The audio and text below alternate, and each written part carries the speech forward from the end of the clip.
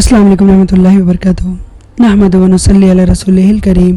अम्मा बाद फ़अऊज़ु बिल्लाहि मिनश शैतानिर रजीम। बिस्मिल्लाहिर रहमानिर रहीम। रब्बि इश्रह ली सदरी व यस्सिर ली अमरी वहलुल उक़दतम मिन लिसानी यफ़क़हू क़ौली।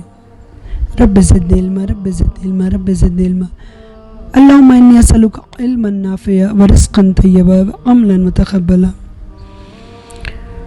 अल्हम्दुलिल्लाह रब्बिल आलमीन। आज से हम इंशाअल्लाह एक नई आप सीरीज़ शुरू कर रहे हैं जो मोहम्मद सल्लल्लाहु अलैहि वसल्लम के अज़वाज के बारे में है, जिनको उम्महातुल मोमिनीन भी कहते हैं। उम्महातुल मोमिनीन का उर्दू में अगर तर्जुमा किया जाए तो उम्मत की माएँ हैं। और जैसा कि आप सब जानते हैं, मोहम्मद सल्लल्लाहु अलैहि वसल्लम की 11 बीवियाँ थीं और नाम भी हो सकता है आप सबको पता हो, लेकिन एक सीरियल ऑर्डर में जिस तरह नाम है उस तरह उनकी ज़िंदगियां हैं। मैं आपको इंशाअल्लाह वैसे ही पढ़कर इंशाअल्लाह सुनाऊंगी। तो ये हमारे लिए जानना बेहद ज़रूरी है। बस आप अल्लाह से दुआ करें, जिस तरह अल्लाह ताला ने हदीस क़ुदसी पढ़ते वक्त हमारी मदद की थी और बहुत से लोगों ने उससे बहुत फ़ायदा उठाया। अल्लाह ने मेरा रब उसको कबूल करे और अल्लाह ने आज हमें ये पढ़ने का मौका दिया। और आप सब दुआ करें कि ये तमाम उम्महातुल मोमिनीन की सिफ़ात हम सब में भी आए और अल्लाह ताला हम भी अपने शौहरों की वफ़ादार बीवियां बने, शुक्रगुज़ार बीवियां बने। क्योंकि मैं जानती हूँ ये ग्रुप में अल्हम्दुलिल्लाह लेडीज़ ही हैं ज़्यादातर, और आप मैरिड हों और आपकी बेटियां भी अगर हों, अनमैरिड भी अगर इसमें लड़कियां हैं, तो वो भी इसी तरह ज़िंदगी गुजारें और शुरू से वो एक शुक्रगुज़ार और अल्लाह ने जो भी दिया कुल्लु अल्हम्दुलिल्लाहि रब्बिल आलमीन बोलने वाली हूँ। तो इससे हमें बहुत से सबक सीखने को इन अज़वाज से हमें मिलेंगे, क्योंकि हर अज़वाज आप सल्लल्लाहु अलैहि वसल्लम की जो, तो हमें बहुत ज़रूरी है कि हम इनके बारे में जानें। क्योंकि देखें, ये जैसा उम्मत की माएँ हैं तो हम अपनी माँ के बारे में तो जानते ही हैं ना। आप बताएं, हर इंसान अपनी माँ के बारे में जानता है, तो ये हमारी माएँ हैं, तो हमारा फ़र्ज़ है कि हम इनके बारे में जानें। आपको कुरान की तफसीर और आपको सीरत की किताबें कई मिल जाएंगी, और आप नेट पे भी डालें, आपको कई आपको उलमा के ये सब आपके बारे में तफसील मिल जाएगी। लेकिन आप सल्लल्लाहु अलैहि वसल्लम की बीवियों के बारे में आपको बहुत कम मालूमात होंगे। इसलिए मैंने सोचा कि मैं ये सीरीज़ शुरू करूं, और हम सबको चाहिए कि हमें इस बात का पता होना चाहिए कि आप सल्लल्लाहु अलैहि वसल्लम की कितनी बीवियां थीं और कब कब आपने किस किस से निकाह किया। और आपने सुना होगा कि नॉन मुस्लिम्स 11 बीवियां थीं। आप सल्लल्लाहु अलैहि वसल्लम के बहुत बड़े चौंकते हैं वो। तो ये भी इसके पीछे क्या वजह रही, और अल्लाह ने तमाम सिर्फ आप सल्लल्लाहु अलैहि वसल्लम को 11 बीवियों की इजाज़त दी और एक आम मुसलमान को अल्लाह ने 4 बीवियों की इजाज़त दी। तो वो क्यों दी, और ये आप सल्लल्लाहु अलैहि वसल्लम ने किन हालात में इन लोगों से निकाह किया। और आप जैसा सब जानते हैं कि इन 11 अज़वाज में से सिर्फ एक ही हज़रत उम्मुल मोमिनीन हज़रत आयशा रज़ी अल्लाह अन्हा, ये एक ही बीवी कंवारी थी, बाकी के आपके ये बेवा थी। और इंशाअल्लाह हम जब पढ़ेंगे तो आप हर चीज़ इंशाअल्लाह मैं कोशिश करूँगी कि मैं आपको आसान अल्फाज में मैं आपके सामने रखूँ। तो अब पहला पढ़ते हैं। पहली ज़ौज का नाम आपसे शुरू करते हैं। आपके उम्मुल मोमिनीन हज़रत खदीजातुल कुबरा आपकी पहली बीवी थी रज़ी अल्लाह अन्हा। दूसरी आपकी बीवी थी उम्मुल मोमिनीन हज़रत सौदा बिन ज़मा रज़ी अल्लाह अन्हा। और तीसरी आपकी ज़ौज थी उम्मुल मोमिनीन हज़रत आयशा सिद्दीक़ा रज़ी अल्लाह अन्हा। चौथी आपकी बीवी थी हज़रत उम्मुल मोमिनीन हज़रत हफ्सा रज़ी अल्लाह अन्हा। पाँचवीं आपकी बीवी थी उम्मुल मोमिनीन हज़रत ज़ैनब बिन खुज़ैमा रज़ी अल्लाह अन्हा। छठी आपकी बीवी थी उम्मुल मोमिनीन हज़रत उम्मे सलमा रज़ी अल्लाह अन्हा। सातवीं आपकी बीवी थी उम्मुल मोमिनीन हज़रत ज़ैनब बिन जैश रज़ी अल्लाह अन्हा। आठवीं आपकी बीवी थी उम्मुल मोमिनीन हज़रत जुवेरिया बिन्त हारिस रज़ी अल्लाह अन्हा। और 9वीं आपकी बीवी थी उम्मुल मोमिनीन हज़रत उम्मे हबीबा रज़ी अल्लाह अन्हा। और 10वीं आपकी बीवी थी उम्मुल मोमिनीन हज़रत सफ़िया रज़ी अल्लाह अन्हा। और 11वां आपकी बीवी थी उम्मुल मोमिनीन हज़रत मैमुना रज़ी अल्लाह अन्हा। इनमें से आपकी 2 बीवियां जो थी उनके नाम ज़ैनब थे। एक ज़ैनब बिन खुज़ैमा, एक थी हज़रत ज़ैनब बिन जैश। इसमें से एक ज़ैनब आपकी फूफीज़ात بہن تھی. انشاءاللہ ہم پڑھیں گے تو آپ کو میں تفصیل بتا دوں گی. اور اس کے بعد جو آپ کی 2 لونڈیاں تھیں، حضرت ریحانہ رضی اللہ عنہ اور حضرت ماریہ قبطیہ رضی اللہ عنہ، ان کے بارے میں بھی جب میں آپ کو ان 11 کے بارے میں، ازواج کے بارے میں، زوج کے بارے میں کہہ دوں گی، اس کے بعد انشاءاللہ میں آپ کے دونوں کے بارے میں بھی کوشش کروں گی بتاؤں. بس آپ اللہ تعالیٰ سے دعا کریں کہ اللہ تعالیٰ میری زبان میں وہ اثر دے کہ میں آپ کو بہترین طور پہ سمجھا سکوں. اور اللہ تعالیٰ آپ سب کے ساتھ مجھے بھی، میری اپنی بیٹی کو بھی اللہ توفیق دے کہ ہم سب اسی طرح شکر گزار عورتیں کہلائیں اور اللہ ہم سب سے بھی راضی ہو جائے جیسا ان امہات المومنین سے اللہ تعالیٰ راضی ہوا. اور میری آپ سے ایک ریکویسٹ یہ بھی ہے کہ یہ اس میں مطلب یہ عورتوں کے بارے میں ہی ہیں، تو آپ اپنی خاندان کی عورتوں کو بھی، جو بھی آپ کا ریلیشن ہو، آپ کے پڑوس ہوں، آپ کے کام والی بھی کیوں نہ ہو، اس کو آپ یہ ضرور سنائیں، یہ آڈیو سینڈ کریں اور یہ ضرور سنائیں، یا نہیں تو آپ خود سن کر اپنی زبان میں یہ لوگوں تک پہنچائیں کہ ہماری امت کی مائیں کتنی کیسی تھیں، انہوں نے کیا کیا قربانیاں دیں، آپ صلی اللہ علیہ وسلم کا کس کس طرح جنگوں میں انہوں نے ساتھ دیا آپ صلی اللہ علیہ وسلم کا.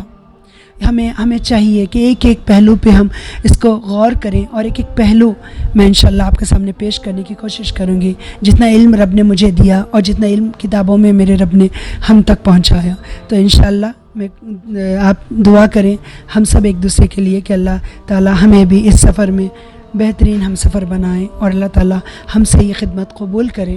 انشاءاللہ چلیے چلتے ہیں آپ پہلی ہم ام المومنین حضرت ختیجہ کے بارے میں جاننے کے لیے. بسم اللہ الرحمن الرحیم. ہم پہلی آپ ام المومنین کے بارے میں پڑھیں گے جن کا نام سیدہ ختیجہ رضی اللہ عنہ ہے، اور آپ کا نام اور نسب اس طرح ہے. اللہ کے رسول صلی اللہ علیہ وسلم کی سب سے پہلی زوجہ مطہرہ کا نام ختیجہ بنت خولد رضی اللہ عنہ تھا. ان کا تعلق قریش کے ایک ممتاز خاندان بنو اسد بن عزا بن خصا سے تھا. اس طرح نسب اور شرف کے لحاظ سے یہ نہایت بلند پایہ خاتون تھی. نہ صرف دور اسلام میں بلکہ جاہلیت میں بھی ان کا لقب طاہرہ تھا. سیدہ ختیجہ رضی اللہ عنہ کو اہل مکہ نے ان کے شرف اور اعلیٰ مقام کی بدولت سیدۃ النساء قریش کا لقب دیا ہوا تھا. پھر جب ان کی شادی اللہ کے رسول صلی اللہ علیہ وسلم سے ہوئی تو قرآن مجید نے ان کو ام المومنین کا خطاب دیا. اللہ کے رسول صلی اللہ علیہ وسلم نے اپنے ایک ارشاد میں انہیں لقب دیا. خصہ پر جا کر اللہ کے رسول صلی اللہ علیہ وسلم اور سیدہ ختیجہ بنت خولد رضی اللہ عنہ کا نسب آپس میں مل جاتا ہے. خصہ بن کلب وہ پہلے قریشی ہیں جنہوں نے مکہ مکرمہ میں قریش کی حکومت قائم کی. اس سے پہلے مکے کی حکمرانی اور بیت اللہ کی تولیت میں ان کا کوئی حصہ نہ تھا.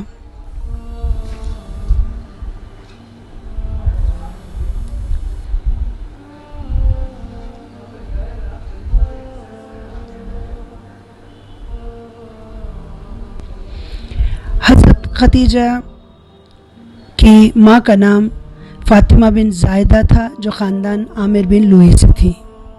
حضرت ختیجہ کے والد خولد بن اسد ایک کامیاب تاجر تھے اور نہ صرف اپنے قبیلے میں بڑی باعظمت شخصیت کے مالک تھے بلکہ اپنی خوش مزاجی و دیانت داری کی بدولت تمام قریش میں بے حد ہر دل عزیز اور محترم تھے.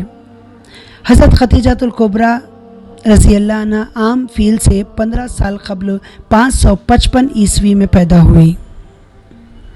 بچپن ہی سے نہایت نیک اور شریف الطبع تھی. جب سن شعور کو پہنچی تو ان کی شادی ابو حالہ ہند بن بناش تمیمی سے ہوئی. ابو حالہ سے ان کے 2 لڑکے ہوئے. ایک کا نام حالہ تھا جو زمانے جاہلیت ہی میں مر گیا، دوسرے کا نام ہند تھا.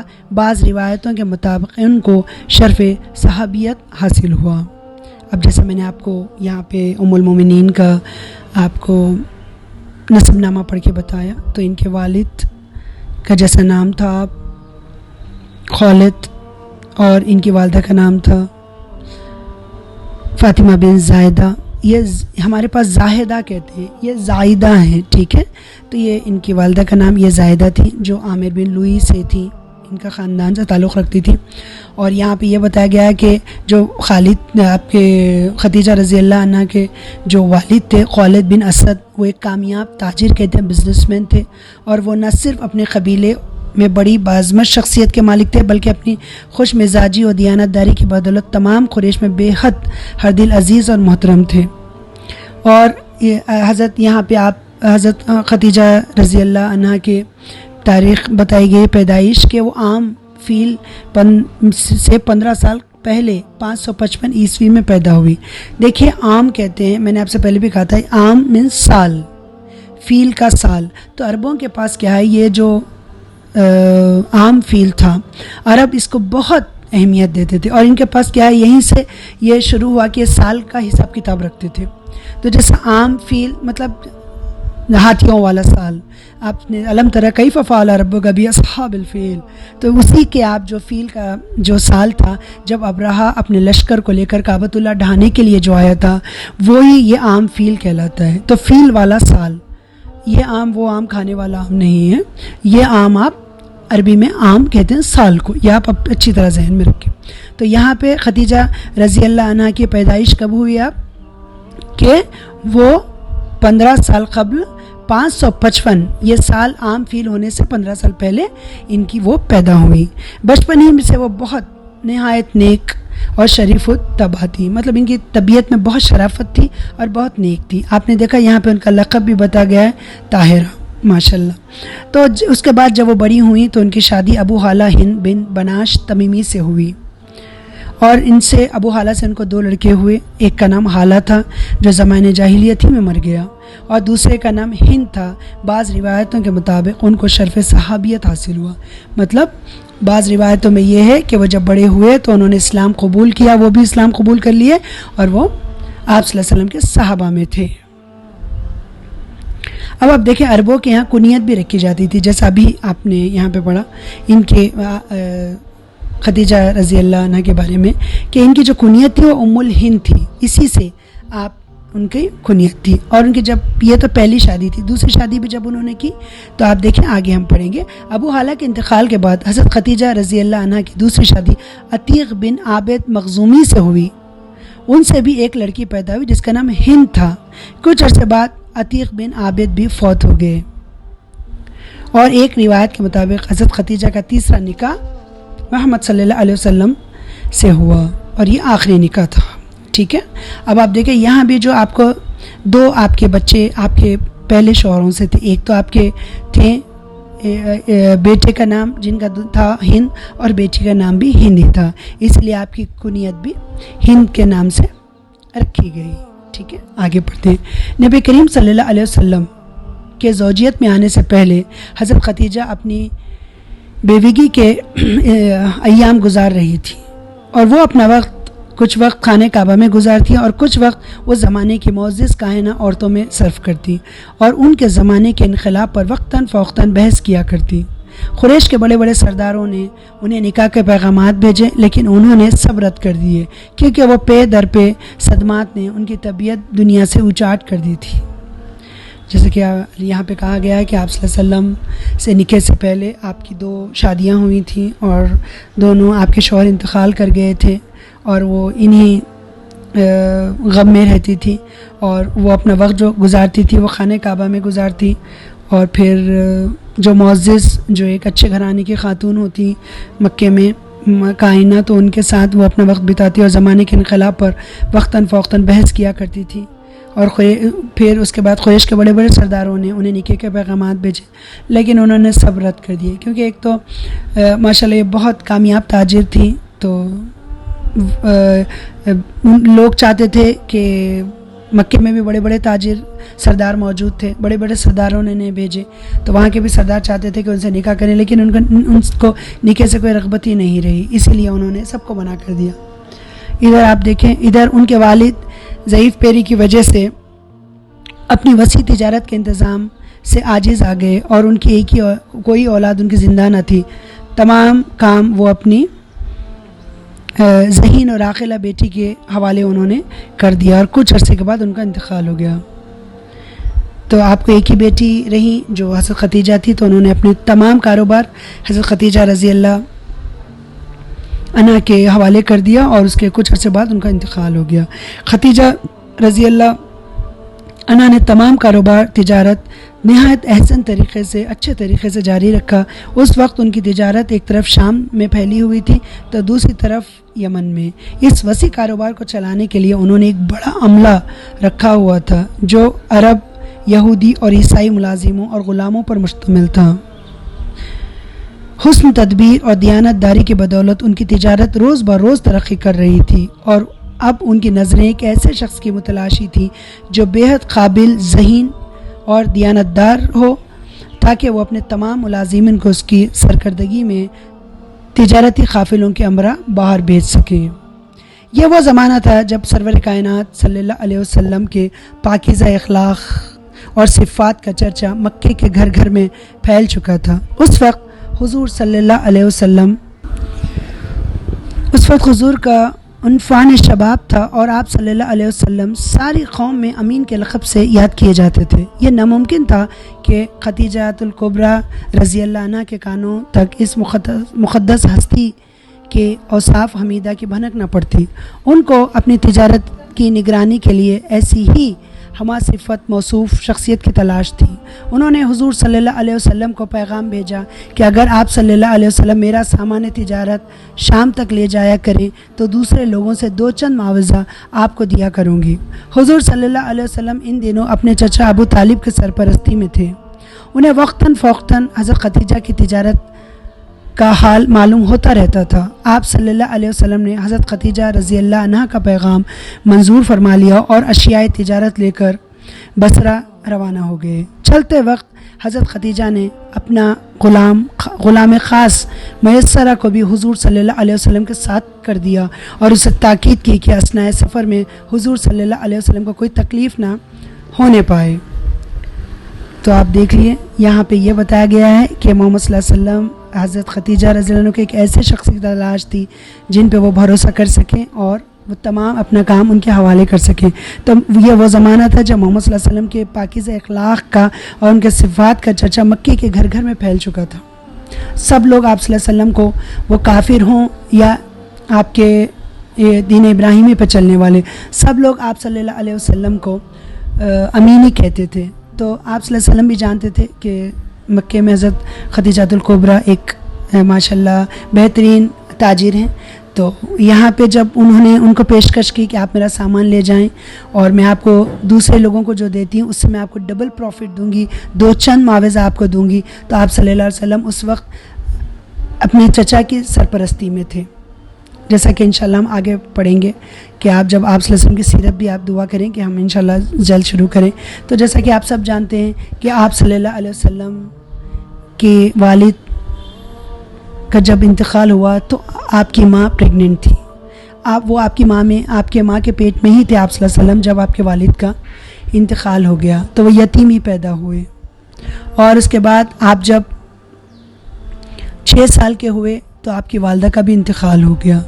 تو آپ کی والدہ کے انتقال کے بعد آپ کی پرورش آپ کے دادا عبد المطلب نے کی، اور وہ محمد صلی اللہ علیہ وسلم جب 8 سال کے ہوئے تو 8 سال کی عمر میں آپ کے دادا بھی وفات پا گئے۔ تو اس کے بعد آپ کی کفالت ابو طالب جو ان کے چچا تھے انہوں نے کی۔ تو آپ صلی اللہ علیہ وسلم انہی کی سرپرستی میں انہی کے گھر میں رہتے تھے۔ تو جیسا ابھی ہم نے پڑھا کہ حضرت خدیجہ رضی اللہ عنہا کی تجارت شام اور یمن دونوں طرف ہوتی تھی، تو وہ محمد صلی اللہ علیہ وسلم کو انہوں نے شام کی طرف بھی بھیجا اور آپ کے یمن کی طرف بھی۔ تو یہاں پہ جو پہلا آپ کا سفر تھا، جو شام کا سفر آپ کے تھا، بصرہ کو انہوں نے جو بھیجا، تو یہ اور ان کے جو غلام تھے اس میں عرب، یہودی اور عیسائی، یہ سب ان کے ملازم اور ان کے غلام تھے۔ تو یہاں پہ جیسا انہوں نے جب انہیں آفر کیا تو آپ ابو طالب کی سرپرستی میں تھے، تو آپ صلی اللہ علیہ وسلم نے اپنے چچا سے بھی بات کی تو وہ بھی راضی ہو گئے۔ تو پھر اس کے بعد آپ نے تمام جو اشیاء جو تجارت کی چیزیں تھیں وہ حضرت خدیجہ سے لے کر وہ اپنے سفر پر روانہ ہوئے۔ تو حضرت خدیجہ نے ان کا ایک جو خاص غلام تھا میسرہ جس کا نام تھا، ان کو محمد صلی اللہ علیہ وسلم کے ساتھ دیا اور کہا کہ دیکھو محمد صلی اللہ علیہ وسلم کو سفر کے دوران، اثناء سفر کے دوران کوئی तकलीफ़ ना होने पाए। सरवर कायनात सल्लल्लाहु अलैहि वसल्लम की दियानतदारी व सलीक़े शारी की बदौलत तमाम सामान तिजारत दुगने मुनाफे पर फ़रोख्त हो गया। दौरान सफ़र में सरदार काफ़िला यानी सरवर कायनात सल्लल्लाहु अलैहि वसल्लम ने अपने हमराहियों के साथ इतना अच्छा सलूक किया कि हर एक हुजूर सल्लल्लाहु अलैहि वसल्लम का मद्दा बल्कि जानिसार बन गया। जब काफ़िला मक्का वापस आया और हज़रत खदीजा रज़ी अल्लाह अन्हा को मैसरा की ज़बानी सफ़र के हालात और मुनाफे की तफसीलात मालूम हुई तो वह बेहद मुतासिर हुई और अपनी एक रिवायत में आता है कि आप अपनी लौंडी नफीसा और एक रिवायत में आता है कि वो आपकी सहेली नफीसा थी, उनसे हुजूर सल्लल्लाहु अलैहि वसल्लम को निकाह का पैगाम भेजा। हुजूर सल्लल्लाहु अलैहि वसल्लम का ईमा पाकर वो हज़रत खदीजा के रज़ी अल्लाह अन्हा के चचा अमरू बिन असद को बुला लाईं। उस वक्त उनके वही सरपरस्त थे। अब आप यहाँ पे अल्हम्दुलिल्लाह आपको समझ में आ गया होगा, जब वो तिजारत के लिए आप सल्लल्लाहु अलैहि वसल्लम गए तो जब वो वापस आए अल्हम्दुलिल्लाह तो उस साल हज़रत खदीजा को दुगना मुनाफा हुआ, तमाम माल उनका में आपको डबल प्रॉफिट आपको हुआ। तो फिर जब आने के बाद मैसरा भी जब उनका जो ग़ुलाम ख़ास थे उन्होंने भी आप सल्लल्लाहु अलैहि वसल्लम की तमाम सिफ़ात हज़रत खदीजा के सामने बताई तो हज़रत खदीजा बहुत ही आपसे इम्प्रेस्ड हुई। और यहाँ पे यही बताया गया कि जितने काफ़िले में लोग थे वो भी आप सल्लल्लाहु अलैहि वसल्लम के बहुत ही उनका इतना अच्छा सलूक था कि वो आपके जानिसार बन गए। और जब हज़रत खदीजा ने मैसरा की ज़बानी तमाम हालात सुना तो वो बहुत मुतासिर हुई और उन्होंने नफीसा के ज़रिए आप सल्लल्लाहु अलैहि वसल्लम को निकाह का पैगाम भेजा। और खदीजा रज़ी अल्लाह अन्हा की फ़ैमिली में उनके चचा थे हज़रत अमरू बिन असद, वो भी उनको भी उन्होंने बताया और क्योंकि वो उस वक्त वो उनके वही सरपरस्त थे। तो अल्हम्दुलिल्लाह आज हम यहीं पे ख़त्म करते हैं। कल इंशाल्लाह आप सल्लल्लाहु अलैहि वसल्लम के निकाह के हम पूरी तफसील पढ़ेंगे। और मैंने जैसे आपको हदीस खुद से भी मैं आपको 10-12 मिनट या कभी कभी बहुत छोटी होती तो मैं आपको 5-7 मिनट भी भेज देती थी, इसीलिए मैंने चाहा कि मैं यहाँ तक आपको बोल दूँ। उसके बाद हम इंशाल्लाह रोज़ मैं आपको डेली इसको पार्ट में डिवाइड करके मैं आपको सेंड करूँगी। बस दुआ करें कि अल्लाह ताला हमें भी अमल की तौफीक दे और अल्लाह का बहुत शुक्र अदा करें आपके साथ मैं भी कि अल्लाह ताला ने हमें ये पढ़ने का मौका दिया और आपके अज़वाज के बारे में हमें जानने का मौका दिया। तो जज़ाकल्लाह खैर कसीरा। इंशाल्लाह कल आपसे मिलते हैं। अस्सलामु अलैकुम रहमतुल्लाहि व बरकातहू। सुब्हान रब्बिका रब्बिल इज़्ज़ति अम्मा यसिफून वस्सलामु अलल मुरसलीन वल्हम्दुलिल्लाहि रब्बिल आलमीन।